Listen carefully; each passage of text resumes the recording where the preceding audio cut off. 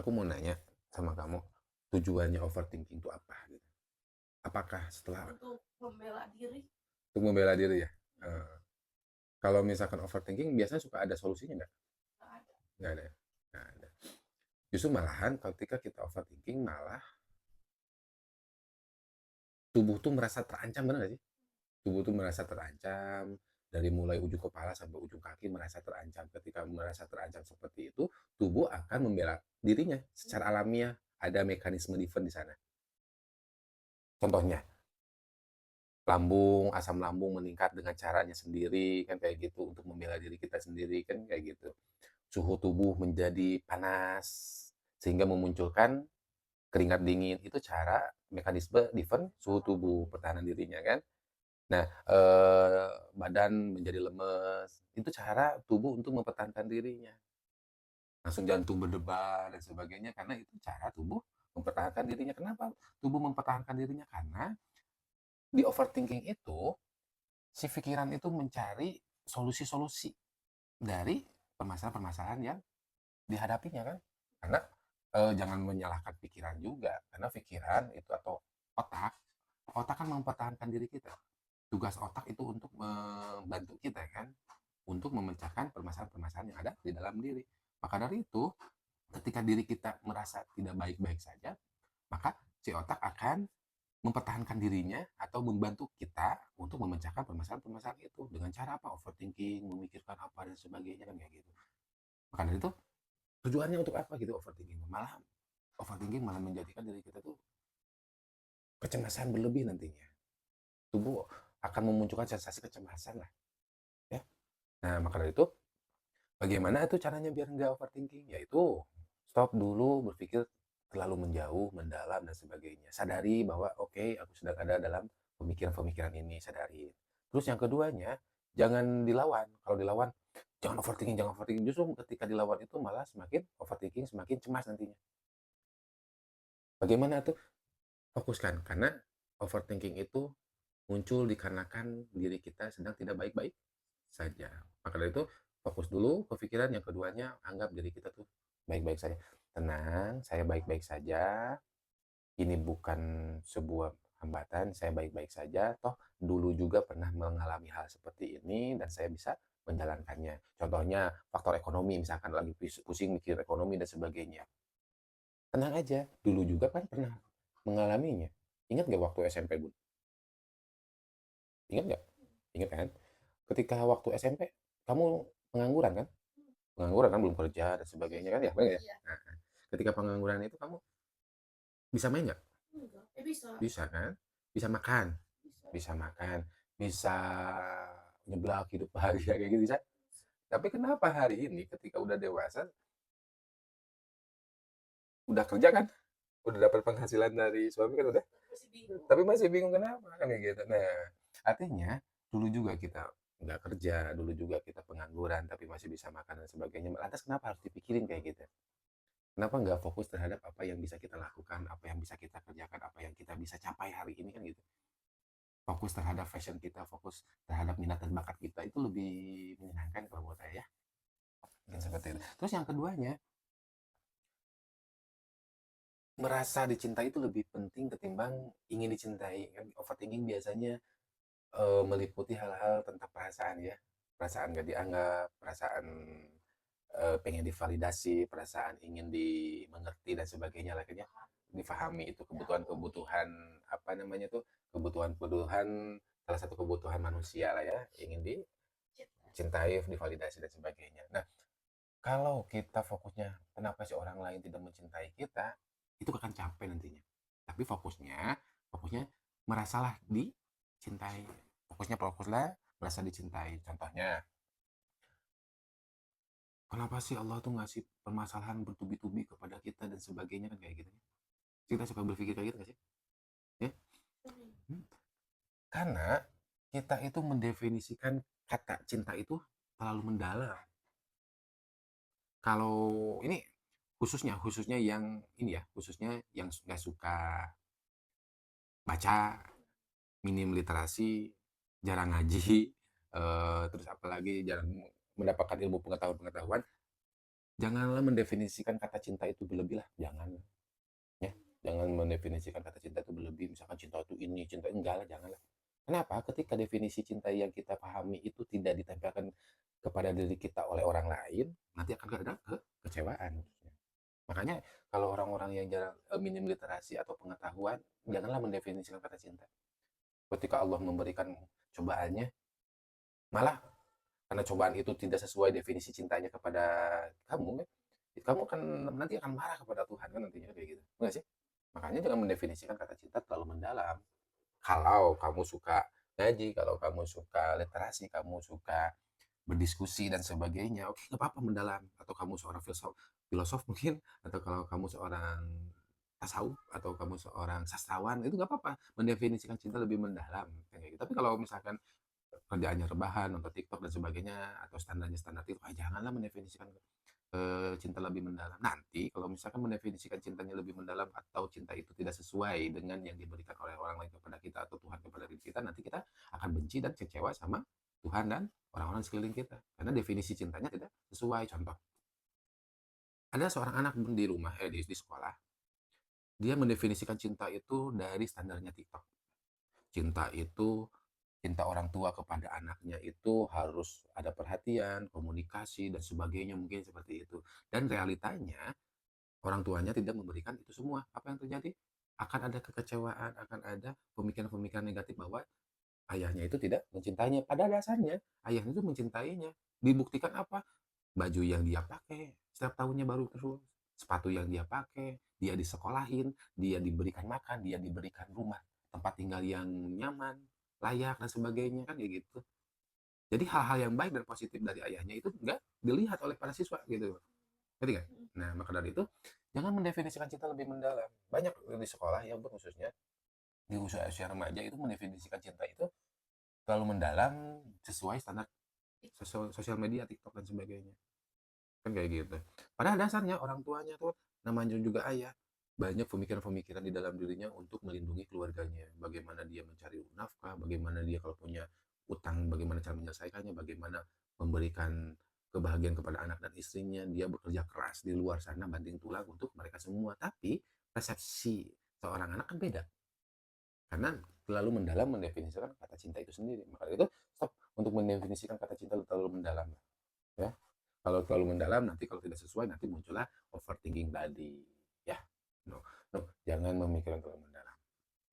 Terus, Tapi habis overthinking teh mm, pusing kepala demam. iya, karena tubuh mempertahankan dirinya, ada mekanisme defense-nya, mempertahankan diri agar nih, aduh, eh, tubuh ini perlu bantuan nih, muncullah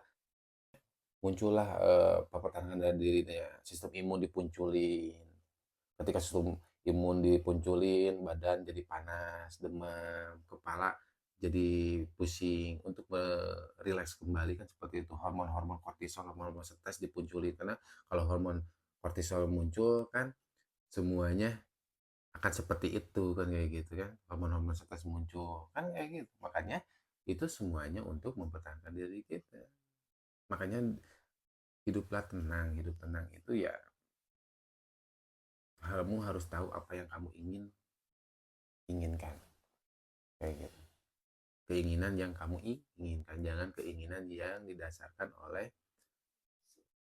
pemikiran-pemikiran orang lain. Contohnya pemikiran-pemikiran orang lain kayak gini, kata tadi, kata ayah kan jangan mendefinisikan kata cinta lah ya. Kalau kata teman-teman kamu, seneng ya, eh tetangga mah punya ini, punya ini, punya ini, punya ini. Kan jadi definisi kata bahagia itu kan kayak gitu ya. Nantinya ketika definisi itu menganggap kamu itu bahagia itu punya itu, ketika kamu tidak memilikinya nanti apa? Kecewa kan? Nah, maka dari itu tetap mendefinisikan kata cinta terlalu mendalam. Kayak gitu. Ya, oke. Okay? Mulai dari sekarang, yuk fokuslah kepada apa yang kamu sukai, fokuslah yang apa yang kamu yakini bahwa itu tuh baik bagi kamu. Bagaimana cara mengetahui baik atau enggaknya yang kamu lakukan itu? Ya mintalah sama sang pemilik cinta itu sendiri. Tapi kadangnya setiap kali overthinking itu jadi tidak bisa menikmati setiap momen yang ada. Betul. jadi takut apapun itu takut, tapi takut ini gimana kalau ini gimana kalau ini gak gimana ini gimana. Betul, Capek. capek banget ya. Kenapa? Karena pikiran kita terlalu fokus memikirkan itu semua. Ketika pikiran fokus, nikmat-nikmat yang Allah berikan kepada diri kita itu diabaikan. Ngerti gak sih? Contohnya kamu lagi makan bakso nih, ada pemikiran, fokusnya kepada apa? Ke pemikiran itu kan? Sedangkan asinnya bakso, enaknya bakso, manisnya bakso, mie dan sebagainya kamu abaikan. Perasaan itu abaikan. Bahkan ada sebuah kegiatan yang dilakukan oleh plus 62 ya, ketika mabuk perjalanan ya. Banyak warga yang melakukan apa namanya itu, dalam perjalanan, dalam mabuk perjalanan si udelnya itu ditempelin itu Koyo. koyo yang panas ya gitu ya. Nah, pada dasarnya memang itu akan menghangatkan perut dan sebagainya, tapi pikiran akan fokus pada rasa panas itu. Jadi fokus itu akan menghilangkan pemikiran-pemikiran yang akan muntah, mual dan sebagainya kayak gitu ya. Nah, artinya ketika pikiran fokus terhadap sesuatu hal terlalu mendalam ya memang hal-hal yang di sekeliling kita itu kita akan abaikan nantinya. Mungkin seperti itu. Oke? Maka dari itu ada poin yang aku ambil hari ini. Yang pertama, stop mendefinisikan kata cinta itu terlalu mendalam bagi orang-orang yang males diskusi, bagi orang-orang yang males untuk membaca atau berliterasi atau minim literasi, bagi orang-orang yang malas ngaji, kerjaannya rebahan, tiktokan dan sebagainya. Stoplah, jangan mendefinisikan kata cinta terlalu mendalam. Ya, yang pertama itu. Yang kedua, merasa dicintai lah.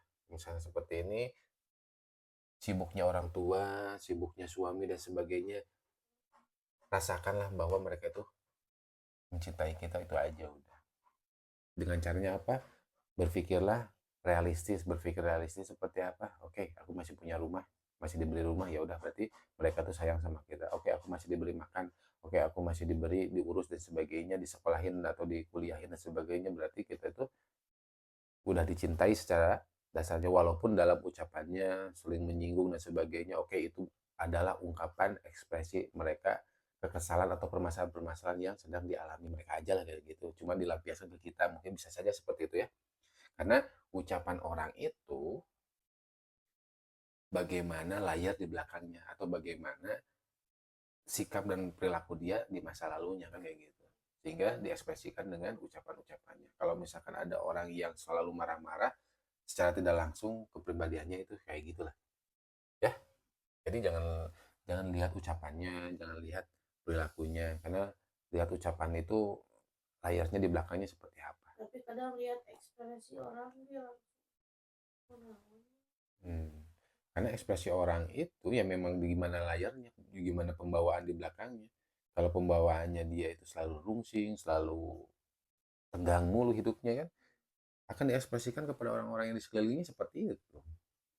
Kalau kamu eh, layar di belakangnya bahagia, menyenangkan dan sebagainya, otomatis ekspresi yang kamu berikan kepada lingkungan pasti akan seperti itu kan. Ya, maka dari itu ya stop melihat itu semuanya, tapi merasakan semuanya itu yang diberikan oleh lingkungan, diberikan oleh Tuhan itu rasa cinta kepada kita kan gitu. Berpikirnya realistis bahwa semua orang itu mencintai kita kan kayak gitu. Dibuktikan dengan apa? Dibuktikan ketika pasti banyak lah kebaikan-kebaikan yang dia berikan kepada kita kan. Mau ngobrol, mau mau berbicara itu kan udah ada salah satu pemikirannya, yaitu baik kepada kita udah aja kan kayak gitu. Pasti ada pembelajaran dalam. lepas dari apapun itu. Iya, semuanya pasti ada pembelajaran di dalamnya ya. Kenapa kamu disatukan dengan orang-orang yang seperti ini, secara tidak langsung kan ada pembelajaran nantinya kan, itu Tapi kasih sayang Tuhan ya. kalau misal sering sakit hati Hmm. karena efek dari overthinking itu, tapi harusnya kalau kita kerja di lagi harusnya biasa, tapi malah lebih sakit. Karena itu tumpukan-tumpukan emosi di masa lalunya seperti itu, yang mana muncul pelan-pelan, dikit-dikit ketika ada masalah dikit, boom, kan kayak gitu. Jadi overthinking muncul perasaan sakit hati, rasa sakit hati itu apakah benar rasa sakit hati itu muncul dikarenakan overthinking itu? Bisa saja kan, perasaan-perasaan yang dipendam di masa lalu, inner child kita kan kayak gitu, yang muncul hari ini itu ke permukaan. Karena kebiasaan menyimpan atau memendam perasaan-perasaan terlalu mendalam. Sehingga ketika ada masalah baru, kecil masalahnya, tapi emosinya membludak. Dum, kan kayak gitu. Itu kan bisa saja permasalahan-permasalahan di masa lalu yang muncul hari ini, yang di-trigger dengan permasalahan yang kecil yang tadi, kan gitu, overthinking yang kecil itu tadi. Nah, solusinya apa? Ya, mindfulness. Kamu menganggap kita bermain peran aja. Menganggap kalau pengen sehat, ya anggap aja sehat. Tuhan nikmatin. Nikmatin kamu lagi tidur, ya nikmatin tidurnya. Ketika kamu lagi masak, nikmatin masaknya. Ketika kamu lagi bekerja, ya nikmatin pekerjaannya. Istirahat dulu dari pikiran kan kayak gitu. Maka dalam manusia kan ada yang namanya otak otak perut ya. Otak perut itu memandang segala sesuatu tuh lebih meluas, lebih lebih jangkauannya lebih besar kan kayak gitu. Kalau mata kan pupil mata kan ada fokus, ada bisa bercabang ya, konsentrasinya ada 12 kalau misalkan manusia ya. Kayak gitu orang dewasa. Aku masih bisa lihat kamu, aku masih bisa lihat di sini ada botol madu, aku masih bisa lihat warna, banyak lah fokusnya. Nah, fokusnya harus bercabang. Jangan fokus merah merah terus kayak gitu ya. Nah, kalau bercabang kayak gitu kan kamu bisa bisa menikmati angin, udara, kamu masih bisa berjalan, kamu masih bisa melihat pemandangan di depan kan kayak gitu. Jadi bercabang. Nah, itu kemampuan otak perut kayak gitu ya. Jadi mindfulness seperti itu, menikmati semuanya yang ada ketika apa yang kamu lakukan. Jadi setiap yang Abi rasa ya, yang saya rasa ya, karena terlalu overthinking, apapun semua kegiatan, apapun kegiatan itu pasti yang berputarnya itu otak. Iya pasti. Jadi nggak pernah merasakan apa, momen tiba lagi sudah kuliah sudah resepsi gitu, harusnya kan harus dinikmati gitu ya kayak kerja gitu. Tapi malah itu. Nah, kenapa itu bisa terjadi? Karena ya itu fokusnya kepada permasalahan. Fokus kepada masalah itu datang dari mana? Menganggap diri kita itu tidak baik-baik saja. Karena menganggap diri kita itu sebagai ancaman. Kalau kita melakukan ini, wah itu akan membahayakan kepada kita. Kan kayak gitu. Misalkan gini, kamu mengerjakan skripsi takut, wah takut karena belum ada pengalaman kan mengerjakan skripsi. Kalau takut belum ada pengalaman itu wajar, normal, ya. Tapi harus jadikan sebuah pembelajaran. Oke, dulu juga saya pernah menghadapi permasalahan yang lebih berat dari ini. Oh, bisa. Nah, itu jadi pertimbangan. Jadi itu untuk mengcooling down diri kita sendiri. Oke, aku baik-baik saja. Dulu juga pernah mengalami hal seperti ini. Oke, saya baik-baik saja. Saya yakin dengan diri saya, kemampuan diri saya. Kalau saya tidak bisa pun tidak apa-apa karena saya yakin Allah selalu membantu saya. Kan kayak gitu kan. Jadi sadari kekurangan kita dan harus sadari juga bahwa ada energi besar yang akan selalu mencintai kita, yang akan selalu membantu kita, yaitu Tuhan kita kan kayak gitu. Nah, jadi kalau yang namanya tubuh itu kalau sedang dalam ancaman kan semuanya bergerak untuk membantu kita kan kayak gitu. Mulai dari pikiran membantu kamu dengan lamunan-lamunannya kan kayak gitu. Eh, tubuh akan dilemaskan dulu, difokuskan energinya untuk membantu pikiran agar memecahkan masalahnya. Kayak gini kan kamu nih ada masalah nih misalkan takut untuk apa misalkan ngerjain tesis misalkan ya.